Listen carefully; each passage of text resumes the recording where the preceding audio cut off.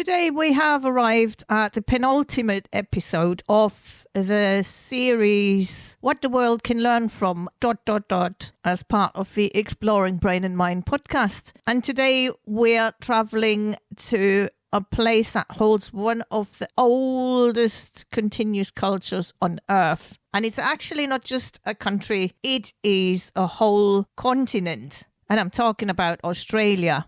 That country or continent has existed for far longer than the main centuries we know from when Dutch or British explorers reached the place and tried to establish or started to establish outposts there, colonies there. And until I watched videos the other weekend, I didn't even know that the Dutch explorers stopped over there as well, which was interesting because I had always known about Britain and Botany Bay and how Australia used to be like a colony for the prisoners that they didn't want to keep in Britain. It will be interesting for you, I'm sure, to discover a bit more about the vast continent of Australia and its long-standing history of wisdom and teachings that could be beneficial to us in the Western industrialized world. For over 65,000 years, Aboriginal and Torres Strait Islander peoples have cultivated sophisticated systems of knowledge, systems that weave together land, story, spirit, time, ancestry, and community. These teachings were traditionally passed on through song, ceremony, art, story, and lived connection with the natural world. They are not just cultural practices, they are psychologies, cosmologies, and sciences of human being. So let's explore with curiosity what the Western industrialized world can learn from these profound worldviews, especially about belonging, responsibility, identity, and interconnectedness of all life. The first concept is country, the land as a living mind. In Indigenous Australian teachings, country is not just land. It is a living being, a teacher, an ancestor, a source of identity, and a participant in community. People don't own country, they belong to country, and country belongs to them. Country includes land, waters, animals, plants, skies, ancestors, and the stories that live in the landscape.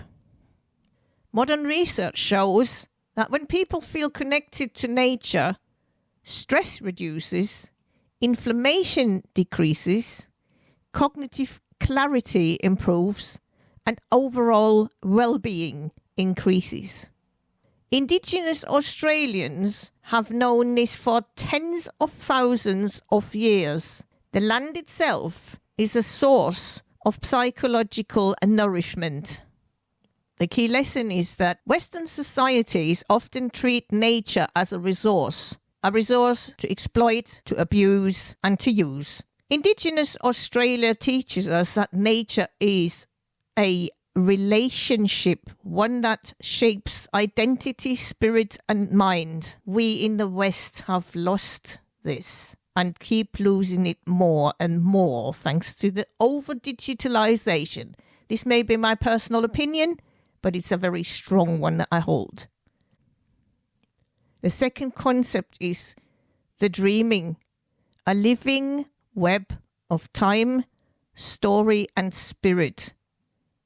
The dreaming or dream time is central to many Aboriginal cultures. It is often misunderstood as a mythic past, but the dreaming is not stuck in history. It is past, present, and future coexisting, a spiritual and moral framework, a map of relationships between beings, and a living story that continues today. The dreaming explains how the world came to be, but also instructs how to live ethically, respectfully, and in balance. Oh my God, those first two words are so big and there are so much missing in our Western industrialized cultures. What is the brain-mind connection here? Humans make meaning through narrative. Stories organize our memory, our identity, our moral reasoning, and emotional understanding. The dreaming functions as a cognitive map, a way of situating oneself within community, environment, and purpose. The lesson is Western culture sees time as linear and individual. The dreaming teaches that meaning comes from relationship, continuity, and story. The third concept is kinship, relational identity and responsibility. In Indigenous Australian societies, kinship isn't just family structure. It's a complex social system that defines identity, responsibility, and belonging. Kinship governs how people relate to each other, how children are raised, how conflict is resolved, how elders are honored, and how knowledge is passed on. Everyone has a role. Everyone carries responsibility, and responsibility is shared, not isolated.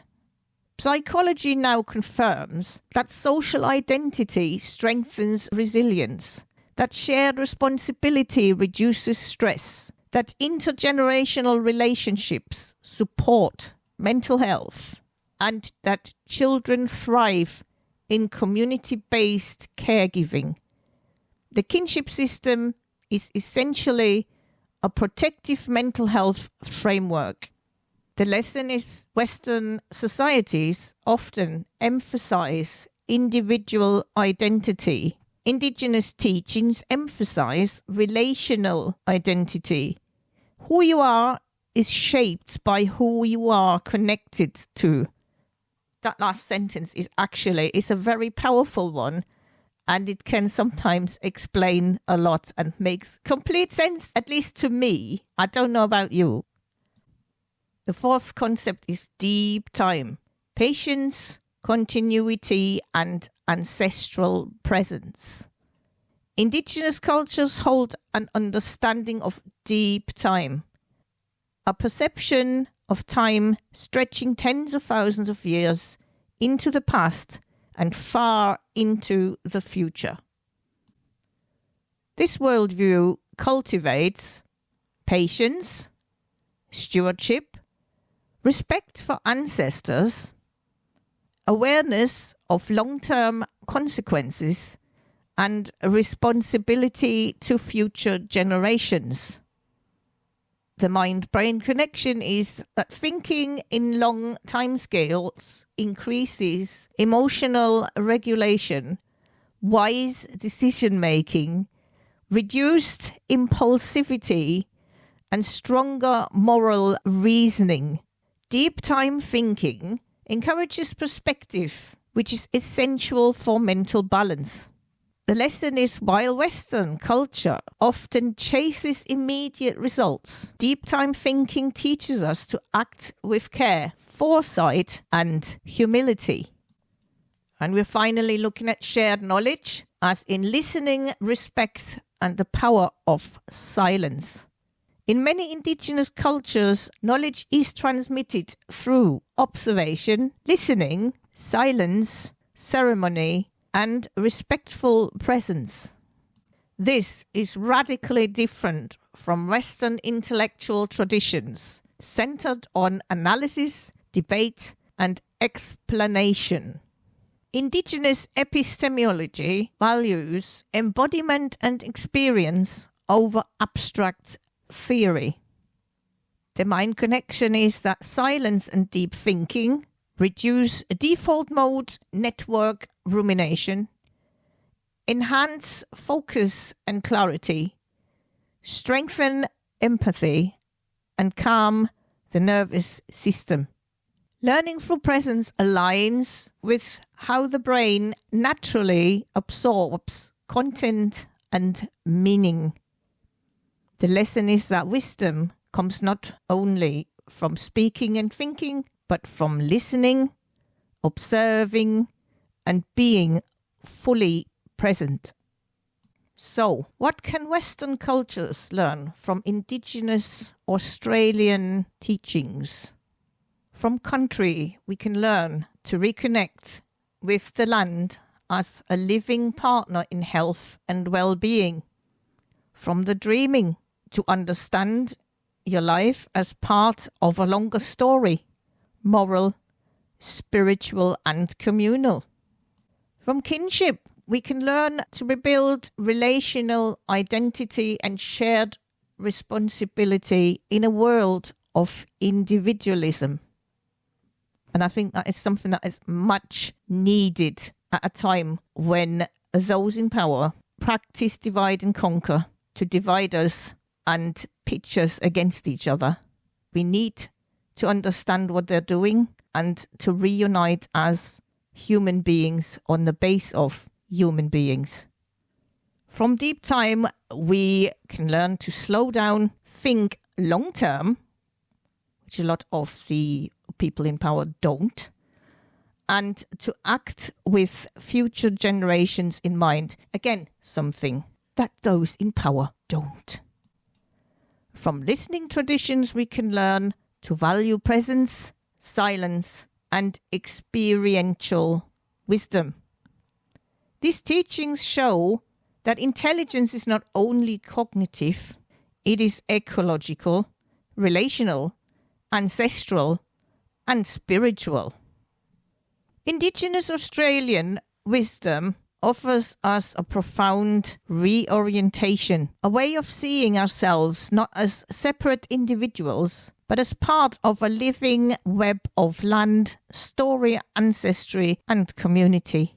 When we honor this interconnectedness, the mind becomes clearer, the heart becomes steadier, and life gains a deeper sense of meaning and belonging.